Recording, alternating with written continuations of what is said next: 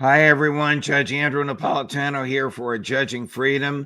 Today is Monday, January 20th, 2025. Ray McGovern will be here with us in just a moment. But first, this. We're taught to work hard for 35 to 40 years. Save your money, then live off your savings. Unfortunately, there are too many threats undermining the value of our hard-earned dollars. The Fed's massive money printing machine is shrinking your dollar's value. Just the cost of groceries is absurd. Let me be brutally honest. I think the dollar is on its way to being extinct, not just here, but globally. The BRICS nations, led by Russia and China, threaten to remove the dollar as the world's reserve currency. Central banks have been shifting away from the dollar and into gold. And if we go to central bank digital currency, that will not only destroy the dollar, but we will lose our freedom. We will lose our privacy. They can track anything we do. You need to take care of yourself and your family. So here's what you need to do. Immerse yourself in knowledge and information. The writing is on the wall. Now is the time to consider shifting some of your dollars into gold and silver as your bedrock financial asset. Call my friends at Lear Capital, the leader in precious metals, investing for over 27 years. They helped me diversify into gold and silver. They can help you too. Call Lear today at 800-511-4620, 800-511-4620, or go to LearJudgeNap.com. Ray McGovern, my dear friend, thank you for joining us. There's a lot of concern expressed in Haaretz this morning and in the Western press that Israeli Prime Minister Benjamin Netanyahu might very well sabotage the ceasefire with Hamas in order to keep the extremists in his government and in order to keep him in office as the prime minister. Are those fears legitimate? Of course they are, Judge. I would be surprised if there weren't those fears. It's almost certain to happen, given the record of the last several months since October 7th of last year, or October 7th of the year before. So, yeah, a lot is at stake. The construction of this agreement is so interesting that it's easily manipulated, and I would be shocked if Netanyahu doesn't put the kibosh on it one way or another. I wonder if when soon-to-be President Donald Trump famously or infamously said a few weeks ago, if the hostages are not released, they'll be hell to pay, he was speaking to Israel. Well, I believe he was, and that's the $64 question. If Netanyahu acts as I expect he will, not right away, but within a month, 2 months or so, then the question would be, how will Trump react to this? Will he react with a knee-jerk pledge of solidarity to Netanyahu? I don't know. We know what the previous president would have done and did do. I don't know about President Trump, and neither does Netanyahu. So maybe there's some saving grace on there. Maybe there's some kind of break on how badly Netanyahu will violate this agreement, but sure as hell he's going to do that. Yeah. I wonder if it's a ceasefire or just an inauguration pause. Well, Trump had a lot to do with this. Right. He has claimed credit for it, and the credit surely goes to him largely. I guess McGurk and the others working for Biden did facilitate the talks in a way, but nothing would have happened without Trump intervening. So the question is, how strongly Trump feels about Netanyahu leading our country down the primrose path, as he has been doing for at least the last year and a half. We'll see.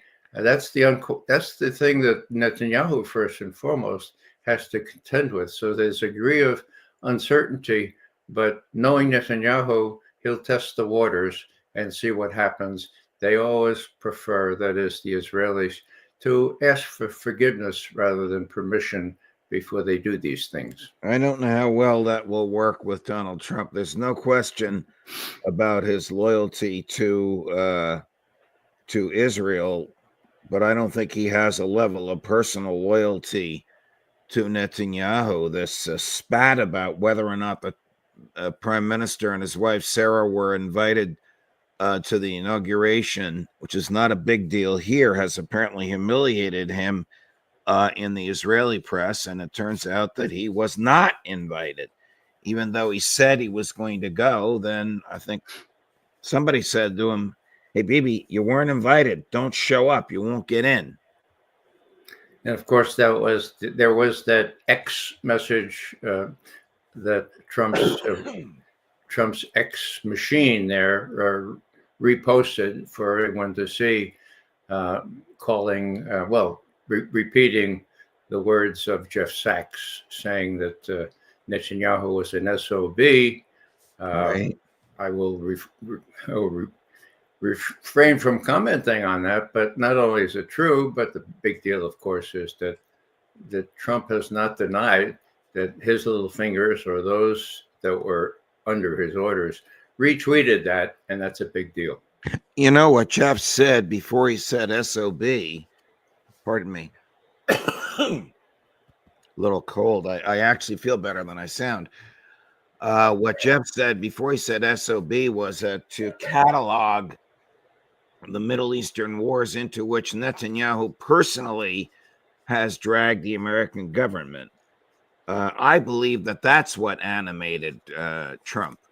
And that's the message Trump wanted to get out there. Hey, Bibi, I know what you've done.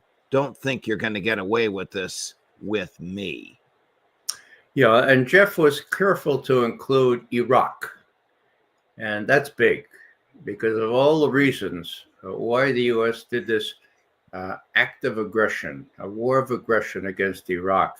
The biggest factor, as history has shown now, has been Netanyahu and the Israeli intervention here with the Pentagon and the others, pretty much stacking the deck so that Bush and Cheney and the neocons of that day could prevail and attack Iraq and occupy it. And you know the results of all that. Is the ceasefire a defeat for Israel, or is it a defeat, maybe temporary, for Netanyahu? Well, I think it's too early to say, really. We'll see what Netanyahu and the Israelis do. Apparently, Smotrich is hanging in there, so Netanyahu is still going to have a government for a while. I just don't know how to look at it right now. Certainly, it was forced upon Netanyahu, and that's certainly not a victory for him. But, you know, he's a pretty clever guy. He's going to maneuver, and it all depends on whether this real estate fellow from New York, who's now our president, is up to him and able to outmaneuver Netanyahu, which is quite a task, if you ask me. Do you think that Israel and Iran are each preparing for war with each other, even as we speak? I think we can breathe more easy now, Judge.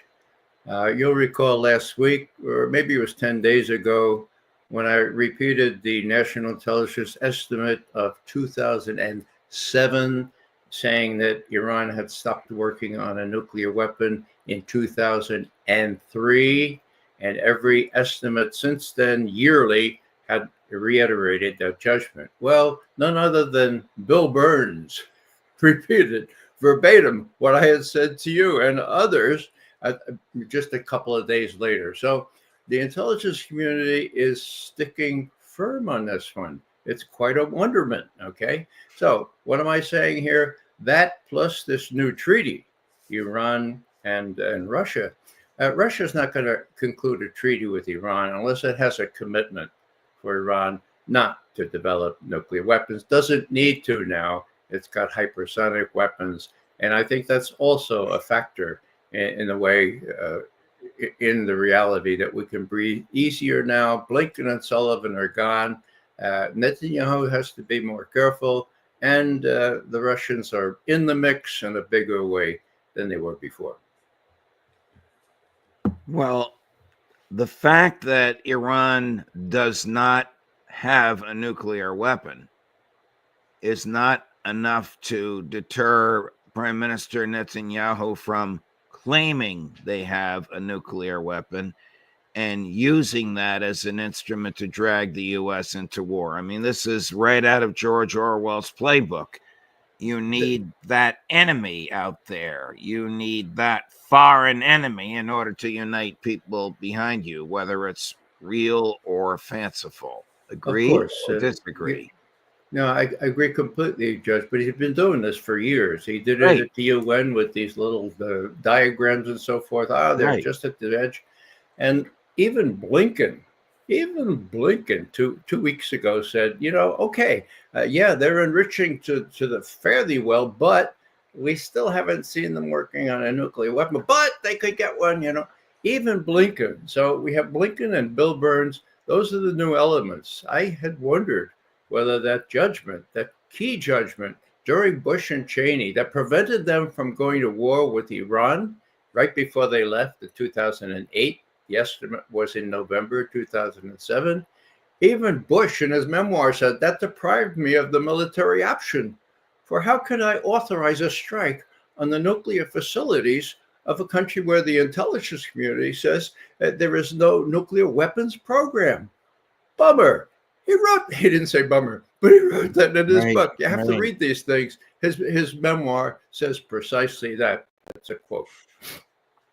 Well, I don't think this will deter Netanyahu from attempting to whip up a frenzy in the U.S. using his donor class of people and the more than half of the Congress whom the donor class has influenced by their donations to push in that direction. Switching gears, does the CIA, when it spies in the United States, contrary to its charter and to federal laws, give a damn about the Constitution?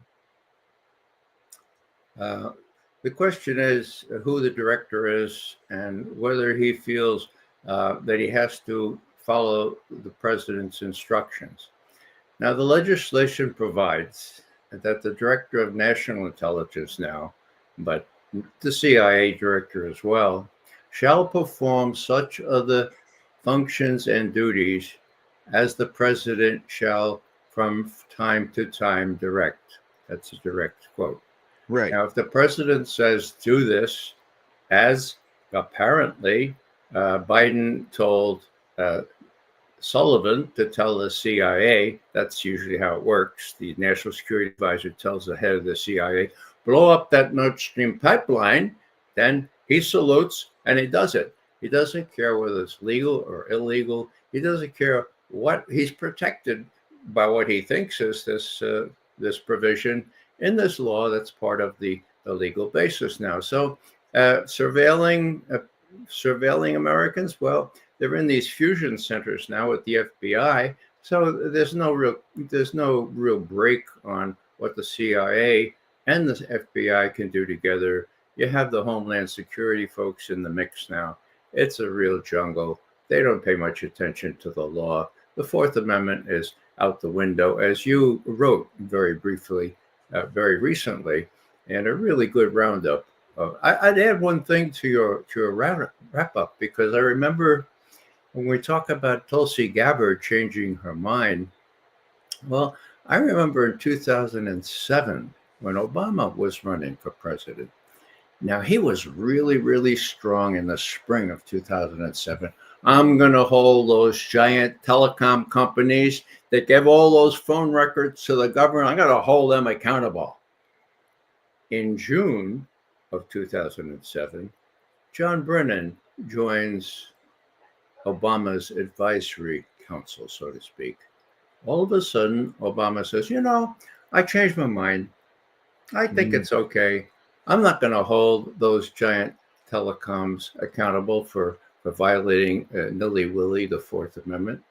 I remember on the 4th of July, I wrote a stinging little piece saying, look, Obama, you can't fool us, okay? You say, okay, you want to vote for, what was it, McCain in those days? Okay, right. Forget about it. Well, this is insulting. You can't do this. And I said, for this intelligence officer That's it for my support. So there's precedent for this, and it's really an awful precedent. And I'm really sorry to see it. Tulsi Gabbard now says, "Oh yeah, well, I used to oppose Section 703, but I want to get nominated. I want to get approved. I want to get confirmed." Well, the section that she opposed, and she opposed it vocally and vocally on the floor of the House of Representatives, was the section that, without getting too much into the weeds and how it happened and the history of it, if you want to see the history of it, I've written about this extensively, is the section that allows warrantless spying on Americans in direct contravention to the Fourth Amendment, which requires search warrants. The CIA doesn't get search warrants. The NSA doesn't get search warrants. FISA is a facade.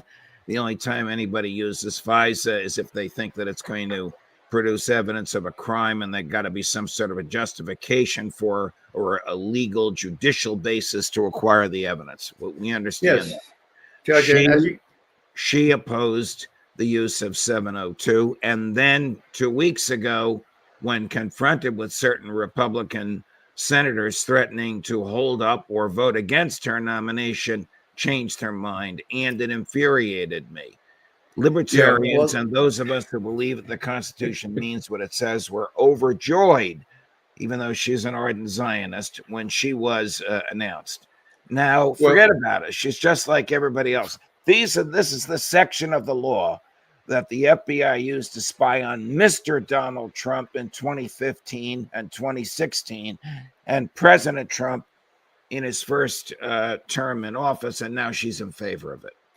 Right. And Judge, to your credit, you put it in the context of our Constitution, the Fourth Amendment, and of what the British were doing to us under general warrants. And so the Fourth Amendment, part of the Bill of Rights, says the right of the people to be secure in their persons, houses, papers, and effects shall not be violated, and no warrant shall issue except upon probable cause, supported by warrants or by oath or affirmation, and particularly defining the places to be searched and the people or things to be seized, period, end quote. It's my favorite amendment. That's why I've tried to commit it to memory. And it's so damn important, so basic. So you infuriated? Me too. And this is the second time when a person of high stature that I thought was pretty good on these things, namely Obama, now Tulsi Gabbard. Well, infuriation is required and due, and actually required in these circumstances. You know, it's the most specific, precise language in the Constitution. Mm-hmm. It's there for a reason, to assure that what the British did to the American colonists, like general warrants, would never happen here. A general warrant is not based on probable cause of crime. It doesn't specify the thing to be the place to be searched or the thing to be seized. It just tells the bearer of the warrant, search wherever you want, seize whatever you find. It drove the colonists crazy. It was arguably the last straw that triggered the revolution. And now we're back to it. Well, we've been back to it for since the Bush administration, but now we're to it openly and notoriously back to it. Yeah, just a little footnote here, which you know better than I, but after drafting most of the Constitution, George Mason, my fellow Virginian, he went to James Madison, who co-drafted it, and he said, "Jim, I can't sign this thing." Jim said, "Come on, you drafted most of it." He said, "No, I can't sign this thing because it has no Bill of Rights." Correct. Madison said, "I promise you, George, if you just keep your mouth shut about this to get this passed, I will send horsemen up and down the eastern seaboard. We'll get that Bill of Rights ratified. I promise." Well, those states, five states. Here's a telling fact about the ability to leave the Union peacefully. 5 states threatened to leave if a Bill of Rights were not enacted. the other states took that threat so seriously. The Bill of Rights, the first 10 amendments, passed in about 3 or 4 months' time. Let's see, if joining the Union was irrevocable by the time Lincoln decided to kill fellow Americans, but yet the people that put the Union together believed you could leave. All right, crazy world that we live in. Larry Johnson ranting and raving this morning, and I agree with him when I asked him what I asked you. Why are the people released by Hamas called hostages, but the people released by the Israelis called prisoners? Because the Israelis and their acolytes in the Western press control the narrative. That's why. Exactly right. Mm-hmm. Pleasure, Ray. Thank you very much. Sorry for my froggy voice. We'll see you again at the end of the week with the aforestated Larry Johnson. Let me just say, Judge, that today we honor Dr. Martin Luther King as well. And if I could just take a moment, I want to quote from his letter from the Birmingham City Jail because it pertains to what we do on this program. One of the greatest pieces of literature in American history, and it was scribbled on a notepad in a jail cell. Go ahead, please. Well, the part of that I focus on that is usually neglected is a little gory, but I'm going to say it, all right? Sure. Like a boil that can never be cured unless it is opened up with all its pus-flowing ugliness to the natural medicines of air and light, so too injustice must be revealed.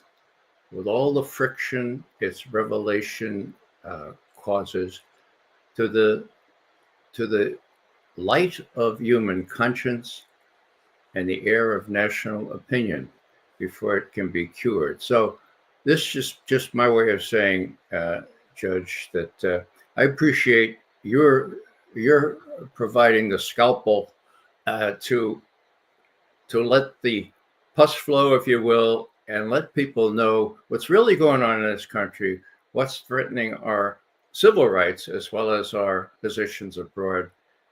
Again, just thanks for this opportunity. You're following well in the footsteps of Dr. King. No, that's quite a compliment, and I'm deeply grateful for it. Thank you, Ray. We'll see you again at the end of the week with Larry Johnson for the Intelligence Community Roundtable. All the best. Okay, thanks. And the aforestated Larry Johnson will be here at 11 o'clock this morning, and then after the inaugural oath of Donald Trump and his inaugural address at 2 o'clock this afternoon, Max Blumenthal, Judge Napolitano for Judging Freedom.